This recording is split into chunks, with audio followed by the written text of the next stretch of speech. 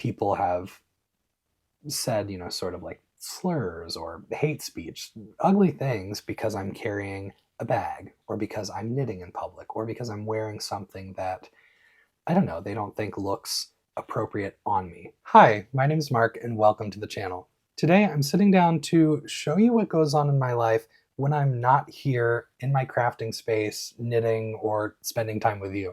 So this week I'm taking you with me to a few different places in the country to sing and make some music as I go about the other side of my life. So if you're interested in joining me for a little bit of travel, then stick around and let's get into it.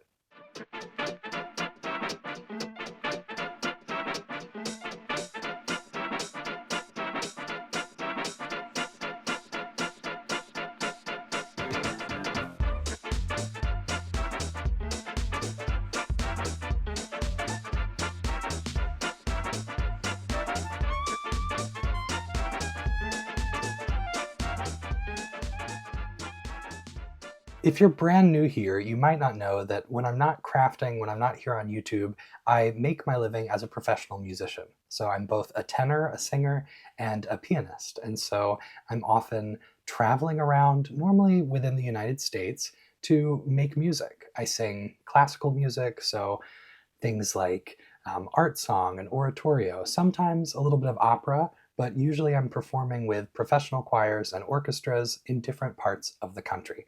So I'm going to take you with me on a couple of different trips that I have in this month of December. So let's head out on our first trip to Tucson, Arizona.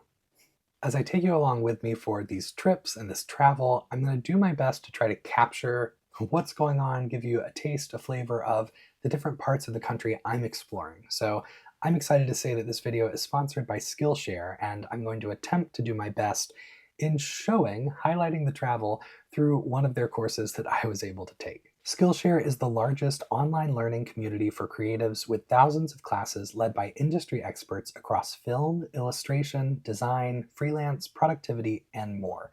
Skillshare can help you take your career, skills, hobbies, passions, or side hustles to the next level. I think for the community of people here, the most exciting classes would be things like knitting, crocheting, and sewing, but there might be other things out there that you're interested in learning through Skillshare. Something for me that feels a bit off the beaten path is this class from Sean Dalton, a travel photographer. So I took the time to take this class to hopefully find better ways for me to feel like I'm vlogging in the moment, sort of capturing video. I need to be better about capturing audio and sort of asides and interview takes just to capture what's going on and remember what's going on. I love to travel. I get to travel a lot for work, and I want to be able to remember that in the future. And that's something that Sean highlights in his course, how we can hold on to these memories and feel like we're back in that place when we watch the footage or look at the pictures we've taken. The first 500 people to use my link in the description will receive a 1-month free trial of Skillshare. Get started today. As a crafter, one of the most exciting things for me to do as I travel is to craft, is to take my knitting or crochet projects on the road with me. So as I'm spending sort of long days in airports, maybe waiting for a flight, dealing with canceled or altered travel plans, I always have something ready, or two things or three things ready, so that if I end up in a bind or with the gift of extra time, as I like to call it, I've got plenty to work on. So before we leave our craft room here, let's pack up the projects for this trip. If you know me, you know that I'm a big believer in using project bags, notions, things that keep me organized, that I like, things that I find to be aesthetically pleasing and beautiful and functional. So let's pack things up, and you'll notice I'm using a lot of my favorite things as I do this. So let's pack this bag. I've got a couple of project bags, a folio, and then I need to make sure I pack all of the notions that I might want to use. So I always grab a handful of stitch markers. Here I have my Emma Ball stitch markers, and they go in a little tin. So something cute. I think it elevates my crafting experience. May not be true for everybody, but it's true for me. I'm taking a little bit of leftover yarn that I found as I was cleaning through the craft room that I might use for some fingerless mitts. My number one tools are always a pair of scissors, a tape measure. I like to have those for checking in on a project, doing finishing work. If I get in a bind, they're both helpful tools to have. And then I have a row counter. This is one of those that you put onto the needles like a stitch marker, and then as you get to the next round or row, you slip it down and follow those numbers. Then I've got my Stephen West project, what is it, project 10, project 15, project something bag, and in it I've got a couple of projects in progress. I've got a Sophie scarf that is almost finished, halfway, 2/3. I'm adding some length, making it bigger than a usual Sophie scarf. And then I've got my sparkle sweater, which if you're watching the channel regularly, you'll recognize. And my goal is to be able to finish this during the trip, which I do.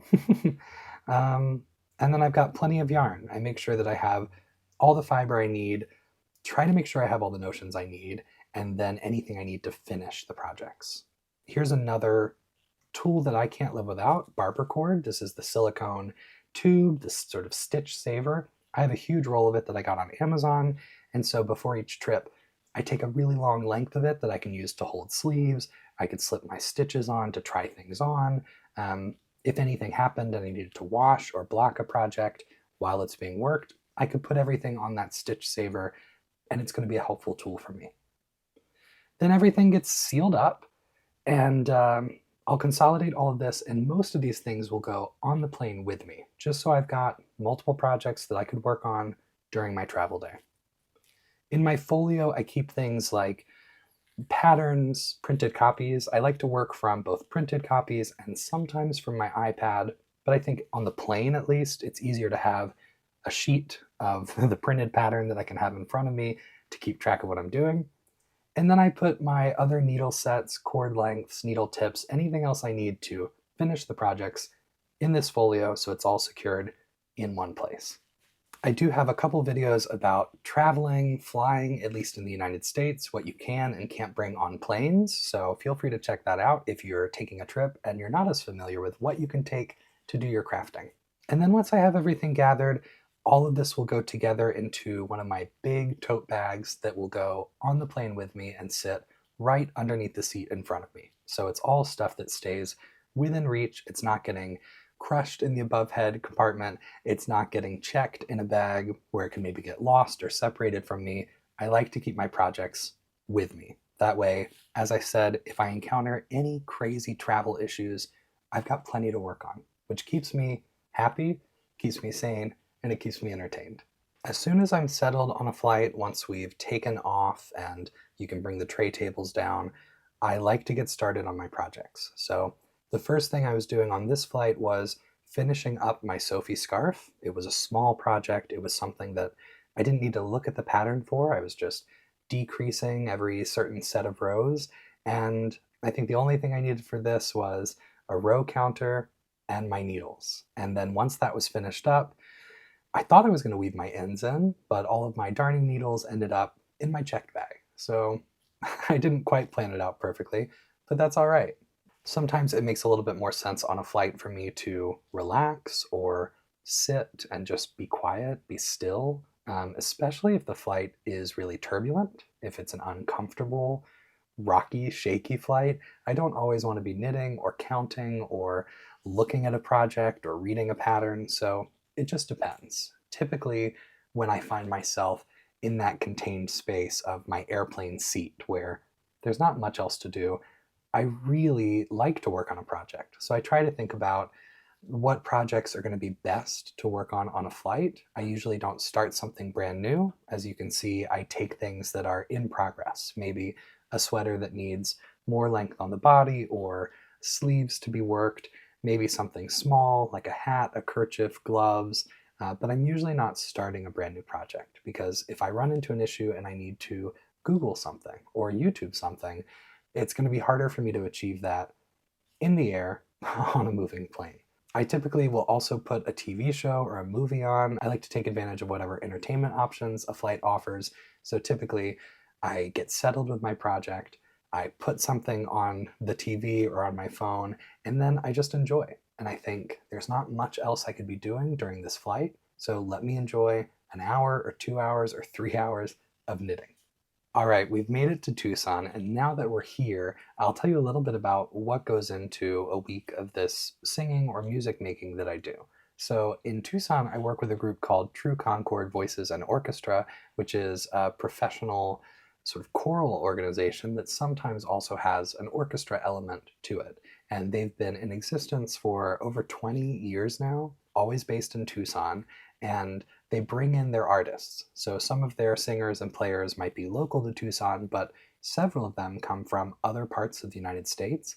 And so you are offered a contract to come into Tucson for about a week at a time. And in that week, you might have 3 or 4 days of rehearsal, intensive rehearsal, where you're rehearsing for maybe 3 hours, 4, 5, 6 hours in a day. And then you'll have between 3 or 4 performances, or maybe a recording session. It's an exciting way to put together concerts because you can really pull together the exact voices or skill sets you need to put on a certain concert or a certain show. And the type of music that I'm usually making with these groups is sort of classical, as you'd say. So it might be traditional composers that you know, things like Mozart, Beethoven, Handel, Haydn, and we might be doing oratorios or choral orchestral works, sort of larger, hour or 2 hour long programs with choir, soloists, and orchestra. And other times we might be doing contemporary music. I mean, things that are written today by living composers. And we do things in a pretty broad range of styles, definitely a broad range of languages and subject matter. I mean, sacred, secular, all sorts of things. So this week, our projects in Tucson include a new work by a living composer, Tim Takash, who's based in the Twin Cities, and it's a setting of some of Mary Shelley's Frankenstein text that he's written for choir, a few instruments, percussion and cello, and then ballet dancers. So we're presenting this work. I think the whole thing might be 30 minutes long. It's not a super long work, but it's got several movements of choir, soloists, and ballet dancers depicting these characters, which is really interesting. So that's a brand new, very modern piece. And the other work on the program is a traditional, sort of historic piece that comes from Johannes Brahms, and it's one of his Liebeslieder, his love waltz settings. So it's the second set of Liebeslieder Walzer, which are set for soprano, alto, tenor, and bass voice, and 4 hands on 1 piano. So it's nice that the program we're doing this week is pretty diverse. We get to use our voices in different ways, and we get to sing a good variety of styles. So we're having fun, and I'll show you a little bit of the behind the scenes as we go through this first week.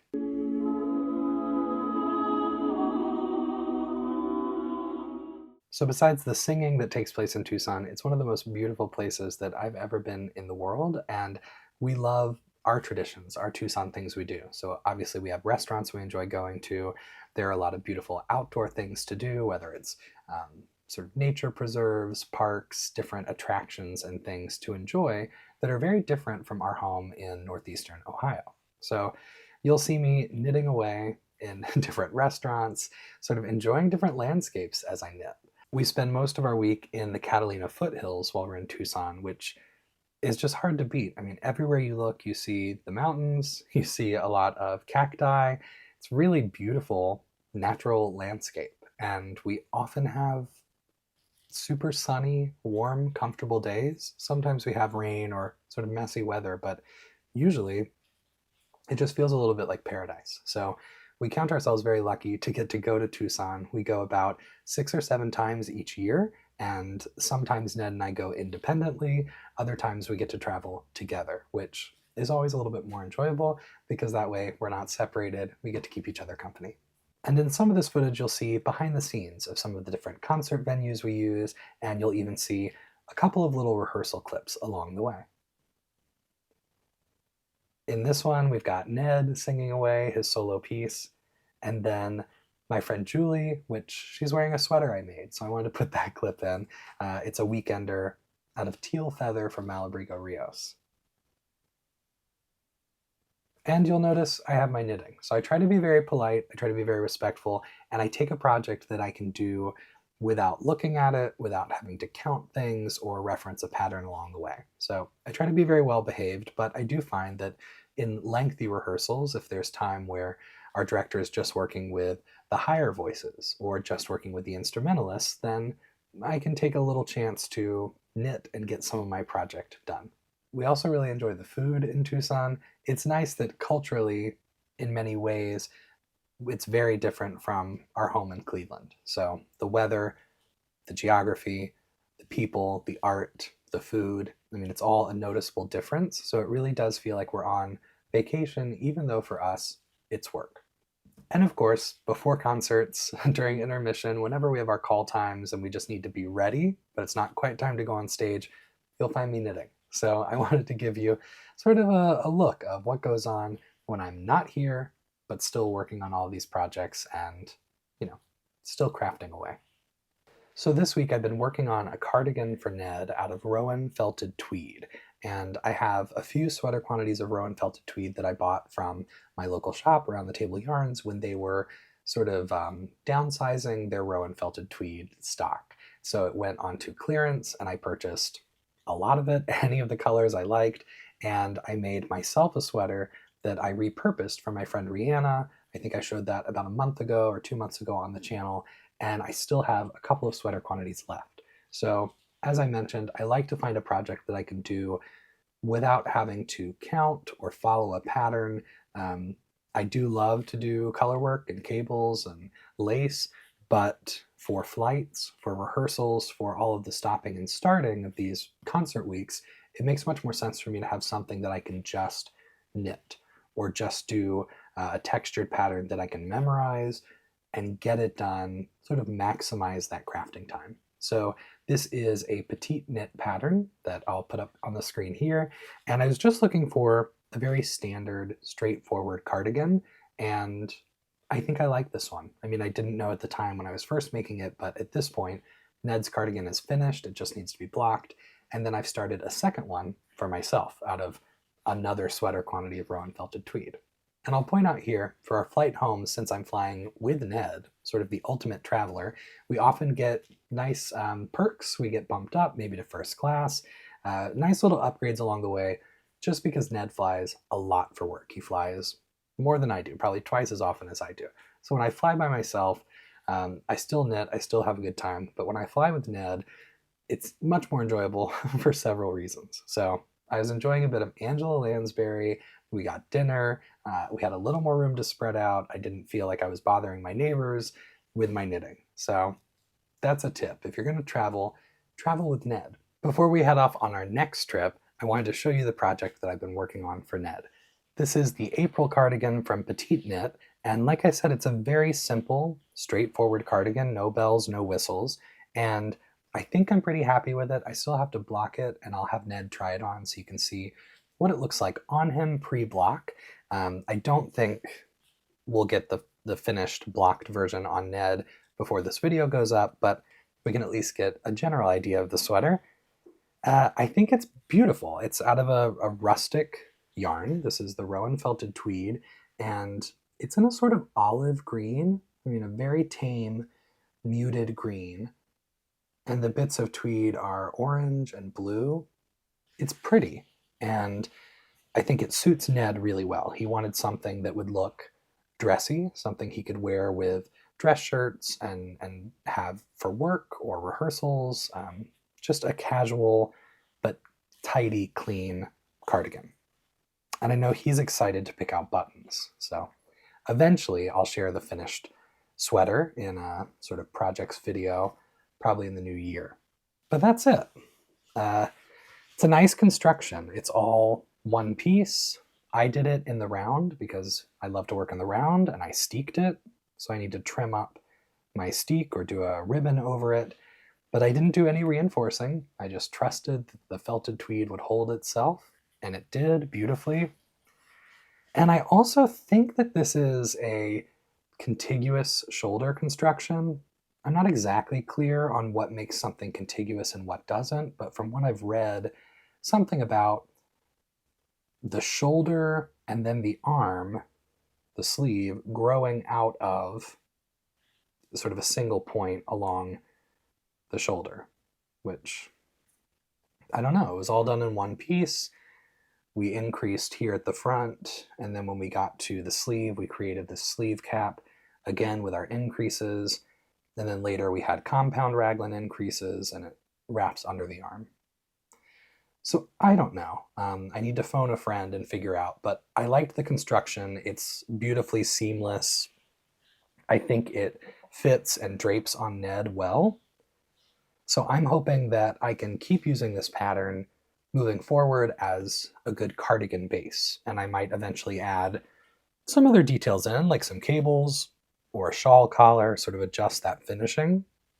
But I was happy with it, and I found it very straightforward, um, easy to follow, and hassle free.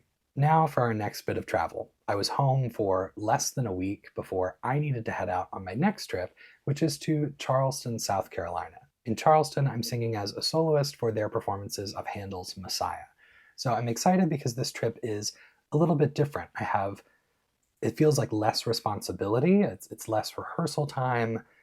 I don't know, I have a little bit more freedom because I come in with my solo arias prepared, I put them together with the conductor and the orchestra, but then the rest of the time is pretty flexible. I'm excited to be in Charleston in December with all the decorations, sort of all the festivities going on. So let's get going. As I mentioned, this week I'm singing as a soloist, which requires sort of a different pressure, but also a different preparation. So in our choral projects that we do, like the last week in Tucson, we learn the music ahead of time, so we're prepared, but a lot of what happens takes place in rehearsal. The conductor will shape it with everyone there, so you're working together with the rest of the group to create the music, to create the outcome. Where in this situation, where I'm joining an orchestra and a choir, I'm just coming in to sing a couple of arias.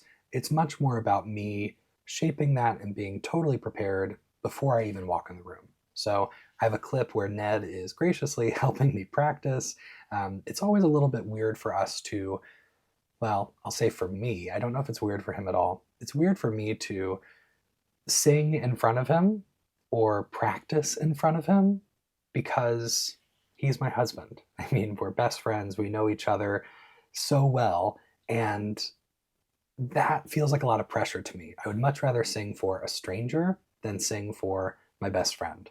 Uh, and I don't know, if you're a musician, if you're a performer, you might feel the same way, or you might not agree with me and have no clue why I'm saying that. But that's how I feel. So sometimes when we're practicing and preparing music, something about that, when something isn't ready, when it's in sort of a rough state and you're just learning something and getting it into your voice, I really don't want other people to hear it, let alone my partner. So he's very gracious to put up with me. I put up with him. We try to give each other space and grace, but it can feel difficult. And I think a lot of people don't necessarily work well with their partner. And I think we do work well together, but it does sometimes feel a little bit funny. So anyway, I did my best to make sure that I was practiced and prepared so that I could go to Charleston feeling good about my contributions to their Messiah. So let's head there. I'm a big fan of seeing all of the Christmas decorations or holiday decorations in the airport. It's fun, it feels festive, and I know for me it makes me stop and take note, and I hope that's true for a lot of other people. People just seem a little bit softer, maybe a little bit more open around the holiday season, which I like. And in Charleston, there were all these pineapples across the city, these beautifully lit pineapples. So I took a few sweaters, and fortunately for me, it was pretty cold in Charleston. They had unseasonably cold weather, so I really needed more than a sweater, but that's all I took because I was going straight from Charleston to Tucson, where I definitely wouldn't need a winter coat. So I chose 3 sweaters, and that was my compromise. I grew up not too far from Charleston. I was in Chattanooga, Tennessee. So as a kid, I had the opportunity to go for several trips. I got to go with the boys choir from Chattanooga. I got to do several concerts in Charleston. And then later in college, I got the opportunity to be in the opera chorus at the Spoleto Festival for something like 5 weeks. And so I went down to Charleston with a lot of my classmates and got to be in opera productions and do concerts in a professional context, getting paid to do that as a young person, which was really exciting. So anytime I have the chance to go back to Charleston, I love it. It's a beautiful city, but it also holds a lot of memory for me. So it's fun to revisit that and sort of walk those streets and see those same venues and different restaurants, places that I've been now as an adult. All right, we've got our second sweater of the week. You'll recognize all the sweaters, nothing's new. And this was our first venue, our first performance location for the Messiah. And as I was walking one day to have some lunch, I saw this beautiful, um, I don't know, it's part of campus, this courtyard or something, part of the College of Charleston campus. And they had tables set up for an event. So I took advantage of it. I sat with my knitting, I had my lunch outside, and then we're ready for our first concert. I was excited for these concerts, but I was also extremely nervous. I don't often sing as a soloist. Usually I'm singing in the context of a choir or some sort of ensemble, even if it's just one voice per part, like a quartet or an octet. But still, I'm usually not singing just on my own with an orchestra, with all eyes on me. And if you know me in real life, I always joke that I hate attention. I mean, I don't hate attention. I appreciate kind attention, but um, it does feel overwhelming. I'm still pretty introverted, so sometimes having all of that pressure, especially in a performance setting, feels crazy to me, and it's like the last thing I want. And I think that's an interesting line. A lot of people go into music or go into theater or dance or performance because they connect with the art form. You know, they find that they have an ability to dance, they love ballet class, they like learning, they like the corrections, but they're not doing it necessarily for the sake of performing. And that's how I feel as a singer. I have always loved to just open my mouth and sing, especially as a little kid before you can read, before you know why you're doing what you're doing.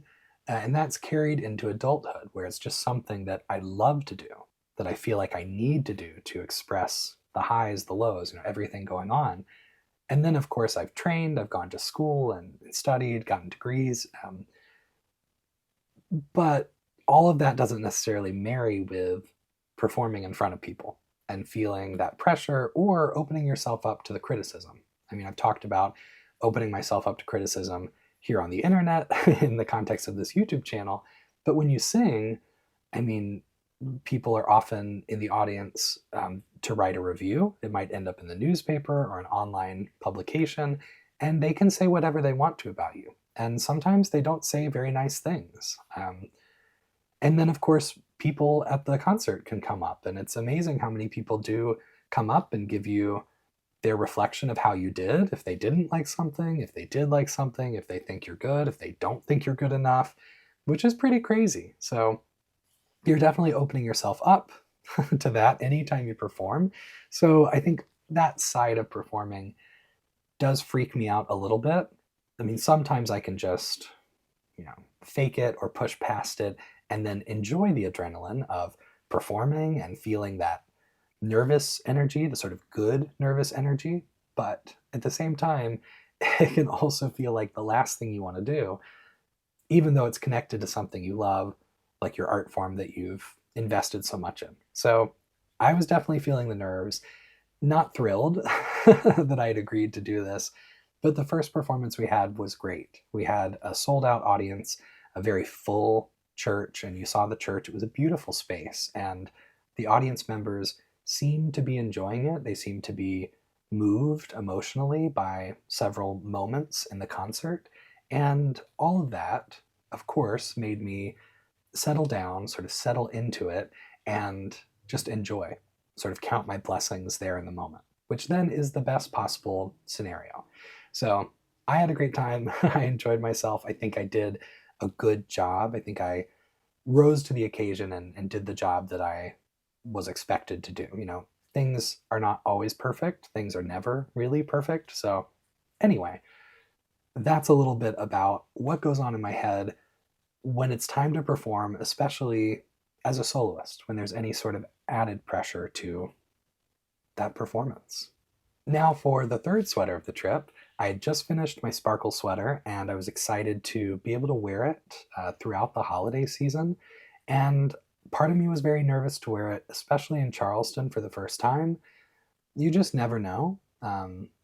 People usually don't say ugly things to me when I'm just walking around on the street, but it's happened. I mean, it's definitely happened that people have said, sort of like slurs or hate speech, ugly things because I'm carrying a bag or because I'm knitting in public or because I'm wearing something that, I don't know, they don't think looks appropriate on me. And I don't do anything wild. I'm pretty straight-laced. So for the people that do take bigger risks or have, even less masculine clothing and a wardrobe than I do, they probably face it all the time. So anyway, I was slightly nervous to wear my sparkle sweater for the first time, but I had spent time making it. I thought, I'm going to wear it. I'm not going to limit myself to only wear it in the yarn shop I work at or in my own community.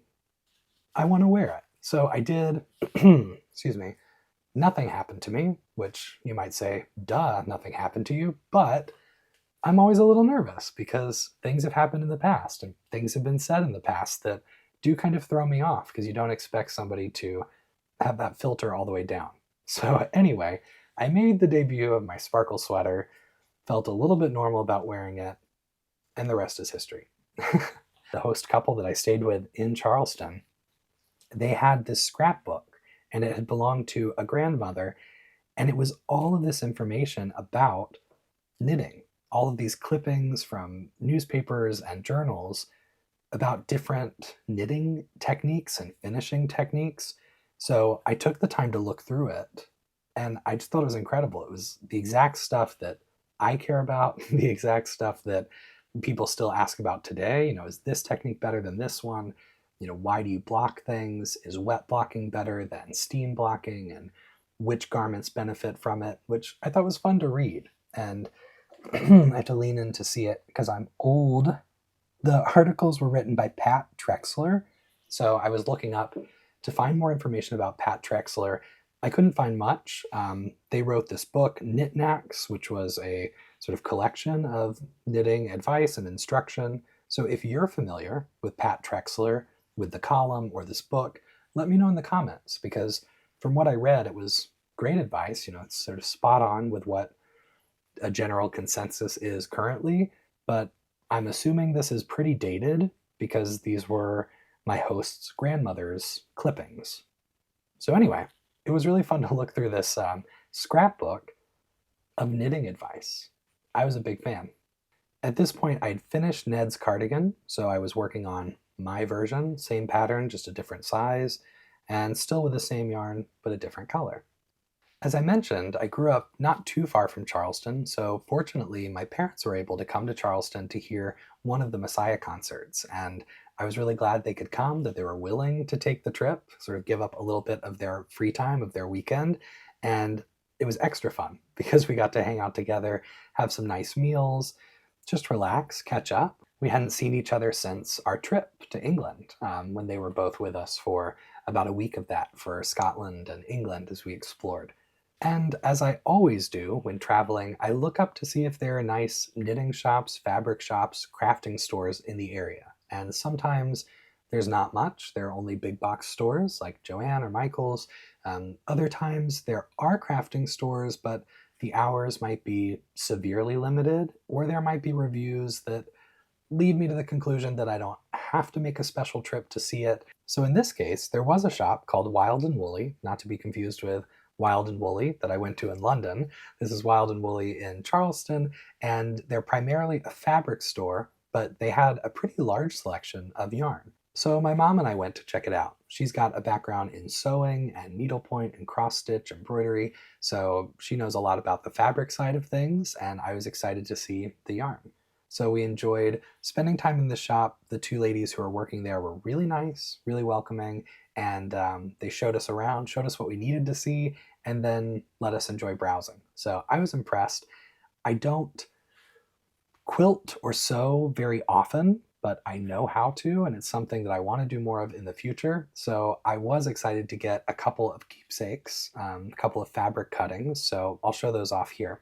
The first thing I picked out is a local fabric print they have, and this is of the Rainbow Row in the historic quarter of Charleston.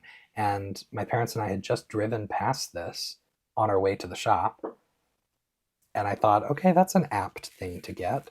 So I just got two small cuttings of this, one for myself and one for our good friend Sue. She's an incredible quilter, so I hope she'll be able to, I don't know, snip it up, use it for some of her different projects. And I don't know what I'll use mine for. Ned's been doing English paper piecing, and every once in a while I find the strength to tackle a quilt project. So I think that as I travel, I'm going to continue purchasing sort of small cuttings of fabric that I could use for future projects, especially if they carry memory from a trip or something special. And my other purchase there was a bundle of fat quarters from Morris and Company. And these are, I believe, British fabrics. I loved the birds. It made me think of Ned and me being Vogels or Fogels. But I thought these were nice. They seem festive. I mean, I see them as sort of holiday prints. And there's a lot you can do with a bundle of fat quarters. So I don't know if these will be used by Ned for some of his projects, or eventually I'll use them in a project of my own. But I thought they were beautiful. So that's my other keepsake from Wild and Woolly and from this Charleston trip. All right, I'll close this week of travel in Charleston with a little clip of my performance from Messiah. I put a slightly longer version of this on Instagram, so if you're over there, you've probably already seen it or you can find it there. Otherwise, here's a little snippet, a little sample of the singing that went on.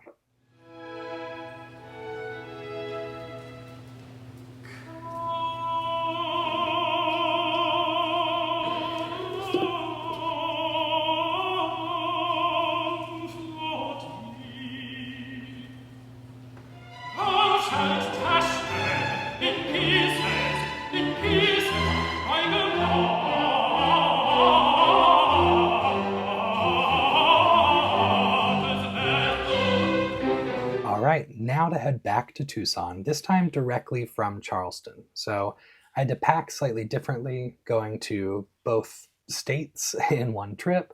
I needed different performance clothes for my 2 sets of concerts, and I needed lots of projects. So I ended up taking Ned's sweater to finish, the yarn for my cardigan to start, and I took one other project quantity, which I didn't end up touching. We'll get to that later. So let's head back to Tucson. I won't say quite as much this time because we were just in Tucson a couple weeks ago, earlier in this video. So this time around, I'm singing lots of Christmas concerts. We did 5 Christmas concerts, lessons and carols, where there are scripture readings and then familiar Christmas carols and a couple of new sort of modern settings of other Christmas or Christmas adjacent texts. So I've got a little clip of one of the pieces we were rehearsing, so I'll cut to that first.